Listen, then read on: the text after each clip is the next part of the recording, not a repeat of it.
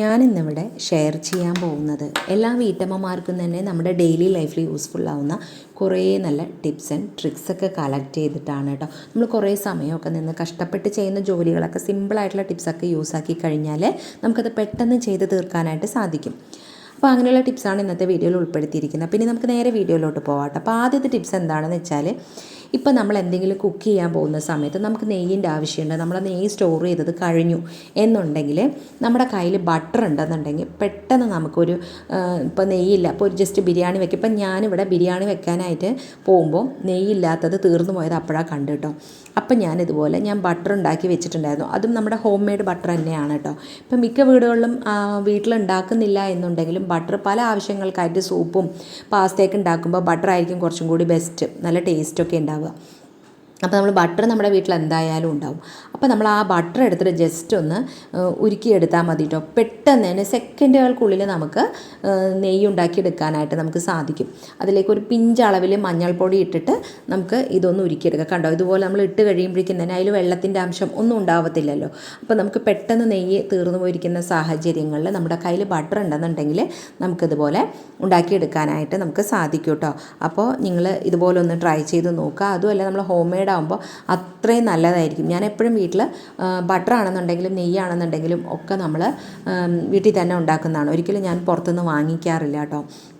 അപ്പോൾ നമ്മൾ പാല് വാങ്ങുന്ന പാല് കുക്കറിൽ കാച്ചി എടുക്കുകയാണെന്നുണ്ടെങ്കിൽ നമുക്ക് ഈ പറഞ്ഞ പോലെ നെയ്യും ബട്ടറൊക്കെ എടുക്കാൻ പറ്റും. കാരണം പാൽപ്പാട നല്ല കട്ടിക്ക് തന്നെ നമ്മൾ കുക്കറിൽ വെക്കുകയാണെന്നുണ്ടെങ്കിൽ നമുക്ക് കിട്ടും കേട്ടോ.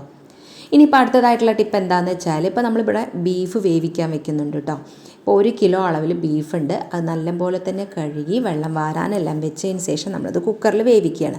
നമ്മൾ കുക്കറിൽ വേവിക്കുന്ന സമയത്ത് കുറച്ച് മഞ്ഞൾപ്പൊടിയും അതുപോലെ കുറച്ച് കല്ലുപ്പൊക്കെ ഇട്ടിട്ട് നമ്മളതൊന്ന് വേവിക്കുക. അപ്പോൾ ഇപ്പം ഞാൻ വേവിക്കുന്ന സമയത്ത് സാധാരണ നമ്മൾ ബീഫ് വേവിക്കുമ്പോൾ നമ്മൾ വെള്ളം ഒരല്പം പോലും ഒഴിക്കേണ്ട കേട്ടോ. ഉപ്പും മഞ്ഞൾപ്പൊടി ഇട്ട് ജസ്റ്റ് തിരുമ്മി വേവിച്ച് കഴിഞ്ഞാൽ തന്നെ അതിന് കുറച്ചൊക്കെ വെള്ളം നമുക്ക് കിട്ടും, വെള്ളം ഊർന്ന് വരും.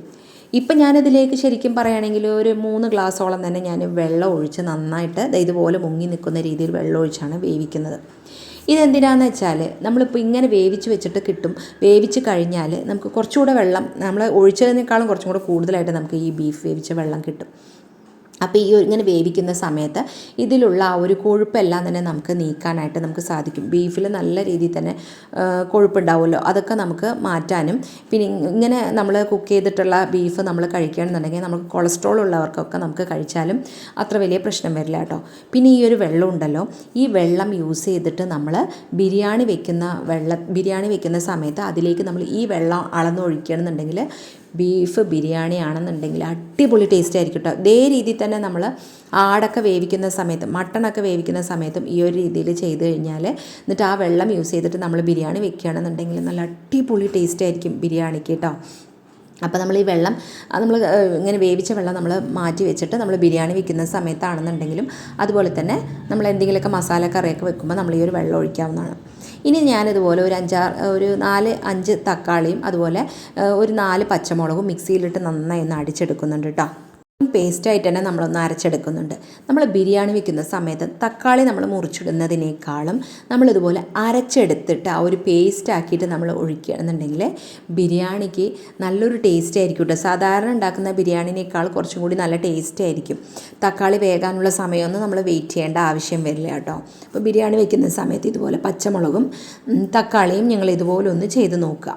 ഇനിയിപ്പോൾ അടുത്തതായിട്ട് ഞാനിതവിടെ ഇഞ്ചിയും വെളുത്തുള്ളിയും തോല് കളഞ്ഞ് വെച്ചിട്ടുണ്ട് കേട്ടോ.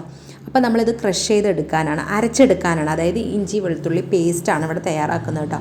അപ്പോൾ നമ്മളെപ്പോഴും ആദ്യം ഇഞ്ചി ഒന്ന് ഇതുപോലെ മുറിച്ചെടുത്തിട്ട് മാത്രം മിക്സിയിൽ ഇടുകയാണെന്നുണ്ടെങ്കിൽ പെട്ടെന്ന് നമുക്കൊന്ന് അരച്ച് കിട്ടും. അപ്പോൾ ആദ്യം വെള്ളമൊന്നും ചേർക്കാതെ നന്നായി ഒന്ന് ക്രഷ് ചെയ്തെടുത്തിട്ടുണ്ട്. അതിന് ശേഷമാണ് ഞാൻ വെളുത്തുള്ളി ഇടുന്നത് കേട്ടോ. വെളുത്തുള്ളി ഇട്ടിട്ട് ഞാൻ അതും ഇതുപോലെ ഒന്ന് വെള്ളമൊന്നും തന്നെ ഒഴിക്കാതെ ക്രഷ് ചെയ്തെടുത്തിട്ട് ഇതുപോലൊന്ന് അരച്ചെടുത്തിട്ടുണ്ട്. പോരാ, പക്ഷേ അതിൽ കുറച്ചൊക്കെ ഇങ്ങനെ അവിടെ ചെറിയ കട്ടയായിട്ടൊക്കെ വെളുത്തുള്ളി കിടക്കുന്നുണ്ട്. ഈ അരഞ്ഞ് കിട്ടാനായിട്ട് നമ്മൾ വെള്ളം ചേർക്കാതെ എണ്ണയാണ് കേട്ടോ. ഞാനിപ്പോൾ ഇതിലേക്ക് വെളിച്ചെണ്ണയാണ് ഒഴിച്ചു കൊടുക്കുന്നത്. കുറച്ച് ശരിക്കും ടേബിൾ സ്പൂൺ അളവിൽ 2 ടേബിൾ സ്പൂൺ അളവിൽ വെളിച്ചെണ്ണ ഒഴിച്ചിട്ട് നന്നായി ഒന്ന് അരച്ചെടുക്കുക. നമ്മൾ വെള്ളം ചേർക്കരുത്. ഇപ്പോൾ നമ്മൾ അത്യാവശ്യം കൂടുതലാണ് നമ്മൾ ഇഞ്ചി വെളുത്തുള്ളി പേസ്റ്റ് ഉണ്ടാക്കുന്നത്. വേണമെന്നുണ്ടെങ്കിൽ ഇതിലൊരു പിഞ്ച് അളവിൽ മഞ്ഞൾപ്പൊടി ഇട്ട് കൊടുക്കുക കേട്ടോ. എന്നിട്ട് നമ്മൾ വെള്ളം ഒന്നും ചേർക്കാതെ ഇങ്ങനെ അരച്ച് വെച്ച് കഴിഞ്ഞാൽ ഒരുപാട് നാൾ നമുക്ക് ഈ ഒരു പേസ്റ്റ് നമുക്ക് സ്റ്റോർ ചെയ്ത് വെക്കാൻ പറ്റും. ഇപ്പോൾ നമുക്ക് ഇനി നോൽമ്പൊക്കെ സ്റ്റാർട്ട് ചെയ്യുന്നത് കൊണ്ട് നമുക്ക് എന്നും എന്തെങ്കിലുമൊക്കെ കറി, മസാലക്കറിയോ ചിക്കനോ ബീഫോ ഒക്കെ നമ്മൾ വെക്കാറുണ്ട്. അപ്പോൾ നമ്മൾ ആ സമയത്ത് ഇഞ്ചി വെളുത്തുള്ളി പേസ്റ്റ് ഉണ്ടാക്കാതെ ഇതുപോലെ നമ്മൾ തയ്യാറാക്കി വെക്കുകയാണെങ്കിൽ നമുക്ക് നല്ല രീതിയിൽ തന്നെ പണി ലാഭിക്കാനായിട്ട് സാധിക്കും. ഇനിയിപ്പോൾ നമ്മൾ ബിരിയാണി വെക്കുന്ന സമയത്ത് ഇതും ഒരു ടിപ്പാണ് കേട്ടോ. നമ്മൾ ബിരിയാണി വെക്കുന്ന സമയത്ത് സവോള നമ്മൾ വഴറ്റാനായിട്ട് ഇടുമല്ലോ. അപ്പോൾ നമ്മൾ സവോള അത്യാവശ്യം നന്നായി ഒന്ന് വഴറ്റിയെടുക്കുക കേട്ടോ. ചിലവരൊക്കെ സവോള കുറച്ചൊന്ന് വഴന്ന് വന്ന് അതിൻ്റെ ഒരു പച്ചമണം പോയി കഴിഞ്ഞാൽ നമ്മൾ അടുത്ത ഇൻഗ്രീഡിയൻസൊക്കെ നമ്മൾ അതിലിടും. അങ്ങനെ ഇട്ട് കഴിഞ്ഞാൽ നമുക്ക് ആ ഒരു ബിരിയാണിക്ക് ടേസ്റ്റ് ഉണ്ടാവില്ല. പിന്നെ സവോളയൊക്കെ അതുപോലെ തന്നെ ജീവനോടെ കിടക്കുന്ന പോലെ, അതായത് അങ്ങനെ തന്നെ കിടക്കുന്നത് പോലെ നമുക്ക് ബിരിയാണി കഴിക്കുമ്പോൾ അങ്ങനെ സവോള കിട്ടുമ്പോൾ ആ ഒരു ബിരിയാണിക്ക് ടേസ്റ്റ് തന്നെ ഉണ്ടാവില്ല. അപ്പോൾ ഇതുപോലെ നല്ല ബ്രൗൺ കളറായിട്ട് നന്നായി വഴറ്റി എടുത്തു കഴിഞ്ഞിട്ട് നമ്മൾ ബിരിയാണി ഉണ്ടാക്കുകയാണെന്നുണ്ടെങ്കിൽ ആ ബിരിയാണിക്ക് നല്ലൊരു ടേസ്റ്റ് ആയിരിക്കും. അപ്പോൾ ബിരിയാണി ഉണ്ടാക്കുന്ന സമയത്ത് ഇങ്ങനെയുള്ള ചെറിയ ചെറിയ ടിപ്പൊക്കെ നിങ്ങളൊന്ന് ട്രൈ ചെയ്ത് നോക്കുക കേട്ടോ. ഇനിയിപ്പോൾ അടുത്തതായിട്ട് നമ്മൾ തമ്പനയിൽ കണ്ടതുപോലെ തന്നെ ഒരു ചീനച്ചട്ടി അടുപ്പത്തേക്ക് വെച്ചിട്ടുണ്ട്. അതിലേക്ക് ഞാൻ ഇതുപോലെ ഒരു 1/4 ടീസ്പൂണിൽ താഴെയായിട്ട് മഞ്ഞൾപ്പൊടി ഇട്ട് കൊടുക്കുന്നുണ്ട്. ഈ ടൈമിൽ നമ്മൾ ഫ്ലെയിം നല്ല ലോ ഫ്ലെയിമിൽ ഇടുക കേട്ടോ. അതേ സെയിം അളവിൽ തന്നെ നമ്മൾ കുറച്ച് കുരുമുളക് പൊടിയും കൂടി ഇട്ടിട്ട് ജസ്റ്റ് ഒന്ന് ചൂടാക്കി എടുക്കുക. ഒരുപാട് കരിഞ്ഞൊന്നും പോവരുത് കേട്ടോ. അപ്പോൾ ജസ്റ്റ് നമ്മൾ ഈ ഒരു രീതിയിൽ നമ്മളിതിനെ ഒന്ന് ചൂടാക്കി എടുക്കുന്നുണ്ട് കേട്ടോ. അപ്പോൾ കുറച്ചൊന്ന് ചീനച്ചട്ടി നന്നായി ഒന്ന് ചൂടായി വന്നു എന്ന് കാണുമ്പോൾ നമ്മൾ ഫ്ലെയിം ഓഫ് ആക്കി കൊടുക്കാം. ആ ഒരു ചീനച്ചട്ടിയിൽ ഇരുന്ന് തന്നെ അത് നന്നായി ഒന്ന് ചൂടായി വന്നോട്ടെ കേട്ടോ. എന്നിട്ട് നമ്മൾ ഈ ഒരു മഞ്ഞൾപ്പൊടിയും ആ കുരുമുളക് പൊടിയും നന്നായി ഒന്ന് ചൂടാറാനായിട്ട് വെയിറ്റ് ചെയ്യണം. വെയിറ്റ് ചെയ്തതിന് ശേഷം നമ്മൾ അതിനെ ഇതുപോലെ ചെറിയൊരു തവി, ഒരു സ്റ്റീലിൻ്റെ തവി എടുത്തിട്ടുണ്ട് കേട്ടോ. അല്ലെങ്കിൽ ചെറിയ കുഞ്ഞു പാത്രം എടുക്കണമെന്നുണ്ടെങ്കിൽ കുഞ്ഞു പാത്രം എടുത്താലും മതി. ഇതുപോലത്തെ ഒരു സ്പൂൺ എടുത്തിട്ടുണ്ട്. അതിലേക്ക് ഇട്ട് കൊടുക്കുക. പിന്നെ നമ്മൾ ഇതുപോലെ ഇന്ദുപ്പുണ്ടല്ലോ അതെന്നെ ഇടാനായിട്ട് ശ്രദ്ധിക്കുക കേട്ടോ. അതായത് റോക്ക് സോൾട്ട് നമ്മുടെ ഹെൽത്തിനും വളരെ നല്ലതാണ്. ഈ ഒരു റോക്ക് സോൾട്ട് അതൊരു പിങ്ക് കളറായിട്ടാണ് ഇരിക്കുക. അപ്പോൾ നമ്മളത് ആ ഒരു പിഞ്ചളവിൽ നമ്മൾ ഉപ്പ് പൊടിയും കൂടി നമ്മളിത് ഇതിലേക്ക് ഇട്ട് കൊടുക്കുന്നുണ്ട്. ഇട്ട് കൊടുത്തിട്ട് പിന്നെ നമ്മൾ അടുത്തതായിട്ട് ഈ ഒരു നമ്മൾ മഞ്ഞൾപ്പൊടിയും കുരുമുളകും ചൂടാറിയതിന് ശേഷം മാത്രം നമ്മൾ ഇട്ട് കൊടുത്തിട്ട് പിന്നെ നമ്മൾ അതിലേക്ക് ഇതുപോലെ തേൻ ഒഴിച്ചു കൊടുക്കുക. തേൻ അത്യാവശ്യം ഒഴിച്ചു കൊടുക്കുന്നുണ്ട് കേട്ടോ. അപ്പോൾ അതുപോലെ തേൻ ഒഴിച്ച് കൊടുത്തിട്ട് നന്നായി ഇതിനൊന്ന് മിക്സ് ചെയ്യുക. മിക്സ് ചെയ്തതിന് ശേഷം നമ്മളിത് കഴിക്കുകയാണെന്നുണ്ടെങ്കിൽ നമുക്ക് കഫക്കെട്ട്, നെഞ്ചിൽ കഫം വന്ന് കട്ടിക്ക് നിന്നിട്ട് നമുക്ക് ശ്വാസം മുട്ട് അനുഭവപ്പെടുന്നത് പോലെയും അതുപോലെ ചുമ വിട്ടുമാറാത്ത ചുമയും കഫക്കെട്ടും ഉണ്ട് എന്നുള്ള സമയത്തൊക്കെ നമ്മൾ ഇതുപോലെ ഒന്ന് ആക്കിയെടുത്തിട്ട് കഴിക്കുകയാണെന്നുണ്ടെങ്കിൽ നമുക്ക് നല്ല രീതിയിൽ തന്നെ നെഞ്ചത്തുള്ള കഫത്തിന് നല്ല റിലീഫ് കിട്ടും കേട്ടോ. അതുപോലെ കുട്ടികൾക്കാണെന്നുണ്ടെങ്കിൽ നമുക്ക് കൊടുക്കാം. കുഞ്ഞു കുട്ടികൾക്കൊക്കെ ആണെന്നുണ്ടെങ്കിൽ കുരുമുളക് പൊടി കുറച്ചിട്ട് ഇട്ടാൽ മതിയാവും കേട്ടോ. അപ്പോൾ നമ്മളിതൊക്കെ ഉപ്പൊക്കെ ചേർത്തിരിക്കുന്നതുകൊണ്ട് ഇത് കഴിക്കാനും നല്ല ടേസ്റ്റ് ആയിരിക്കും. അപ്പോൾ വലിയവർക്കാണെന്നുണ്ടെങ്കിലും കുട്ടികൾക്കാണെന്നുണ്ടെങ്കിലും ഇടവിട്ട് ഇത് അങ്ങനെ ഉണ്ടാക്കി വെച്ചിട്ട് കഴിക്കുകയാണെന്നുണ്ടെങ്കിൽ ആ ഒരു കുത്തിച്ചുമയും കഫക്കെട്ടും നമുക്ക് മാറിക്കിട്ടും കേട്ടോ. അപ്പോൾ ഇനി അതേപോലെ തന്നെ ഞാൻ ആ സെയിം പാനിൽ തന്നെ ഞാനിതാ ശരിക്കും ഈ ഒരു സ്പൂണിൽ 1 സ്പൂൺ നിറച്ചും മഞ്ഞൾപ്പൊടി എടുക്കുന്നുണ്ട് കേട്ടോ. ഇട്ട് കൊടുത്തു. അതേ അളവിൽ തന്നെ നമ്മൾ കടലമാവുണ്ടല്ലോ, അപ്പോൾ കടലമാവും കൂടി ഞാനിത് ഇതുപോലെ ഇട്ട് കൊടുക്കുന്നുണ്ട്. നമ്മൾ കൂടുതലായിട്ട് വേണമെന്നുണ്ടെങ്കിൽ കൂടുതലായിട്ട് രണ്ടും സെയിം ക്വാണ്ടിറ്റിയിൽ കൂടുതലാക്കി എടുത്തിട്ട് നമ്മളിതിനൊന്ന് ചൂടാക്കി എടുക്കുക കേട്ടോ. അപ്പോൾ ഞാൻ നോർമലായിട്ട് പച്ച മഞ്ഞൾ പൊടിച്ച് വെച്ചതാണ് ഞാൻ എടുക്കുന്നത്. കസ്തൂരി മഞ്ഞളുടെ പൗഡർ ഉണ്ടെന്നുണ്ടെങ്കിൽ അതെടുത്താലും മതിയാവും കേട്ടോ. അപ്പോൾ ഇതിന് രണ്ടിനെയും നന്നായി ഒന്ന് ചൂടാക്കി എടുക്കുക. നമ്മൾ ഫ്ലെയിം ഒരുപാട് ഹൈ ആക്കി വെച്ചിട്ട് ഈ ഒരു പൊടി കരിഞ്ഞു പോവാതെ നമ്മൾ ശ്രദ്ധിക്കണം കേട്ടോ. എന്നിട്ട് അത് നന്നായി ഒന്ന് ചൂടായതിന് ശേഷം അതിൻ്റെ കളറൊക്കെ ഒന്ന് മാറിയിട്ട് നമ്മൾ അതിൻ്റെ ഫ്ലെയിം ഓഫാക്കി കൊടുക്കാം. ഇനി നമ്മളിത് ഒരു ശർക്കര എടുത്തിട്ടുണ്ട് കേട്ടോ. ശർക്കര, വെല്ലം, അങ്ങനെ ഓരോ സ്ഥലത്ത് ഓരോന്നാണല്ലോ ഇതിന് പറയുക. അപ്പം ഞാനിത് ഇതുപോലെ ശർക്കര എടുത്തിട്ടുണ്ട്. എന്നിട്ട് അതിൻ്റെ ഒരു പകുതി എടുത്തിട്ട് ഇതുപോലെ ഒന്ന് പൊടിച്ചെടുക്കുന്നുണ്ട് കേട്ടോ. നമ്മൾ ഇടികല്ലിൽ വെച്ച് പൊടിച്ചെടുക്കണമെങ്കിൽ അങ്ങനെ എടുക്കാം. ഞാനിത് ഈ കട്ടിംഗ് ബോർഡിൽ തന്നെ വെച്ചിട്ട് ഒന്ന് പൊടിച്ചെടുക്കുന്നുണ്ട്. പൊടിച്ചെടുത്തതിന് ശേഷം നമ്മളിതിന് വേറൊരു പാത്രത്തിലേക്ക് ആക്കിയിട്ട് ഞാൻ കുറച്ച് ചൂടുള്ള വെള്ളം ഒഴിച്ച് കൊടുക്കുന്നുണ്ട് കേട്ടോ. കാരണം ഈ ശർക്കര എല്ലാം തന്നെ നന്നായി ഒന്ന് മെൽട്ടായി കിട്ടാൻ വേണ്ടിയിട്ട് നമ്മൾ ഇതുപോലെ ഒന്ന് ഇതിൽ ഫുള്ളായി തന്നെ ഞാൻ എടുക്കുന്നുണ്ട് ഈ ഒരു ശർക്കര. അതിലേക്ക് കുറച്ച് ചൂടുവെള്ളം കൂടെ ഒഴിച്ച് നന്നായി ഒന്ന് ചൂടാക്കി ഒന്ന് മെൽട്ടാക്കി എടുക്കും. ജസ്റ്റ് ഒന്ന് ഇളക്കി കൊടുത്താൽ മതിയാവും കേട്ടോ. അപ്പോൾ നിങ്ങളുടെ ചാനൽ ആദ്യമായി കാണുന്ന കൂട്ടുകാരാണെങ്കിൽ സബ്സ്ക്രൈബ് ചെയ്യാതെ കാണുന്ന കൂട്ടുകാരുണ്ടെങ്കിൽ ഒന്ന് സബ്സ്ക്രൈബ് ചെയ്ത് സപ്പോർട്ട് ചെയ്യണേ. അതേപോലെ തന്നെ അതിൻ്റെ തൊട്ടടുത്ത് കാണുന്ന ബെല്ലൈക്കണിലുള്ള ബട്ടൺ കൂടി എനേബിൾ ചെയ്താൽ മാത്രമേ ഞാനിടുന്ന വീഡിയോസിന് നോട്ടിഫിക്കേഷനൊക്കെ നിങ്ങൾക്ക് കൃത്യമായിട്ട് കിട്ടുകയുള്ളൂ കേട്ടോ.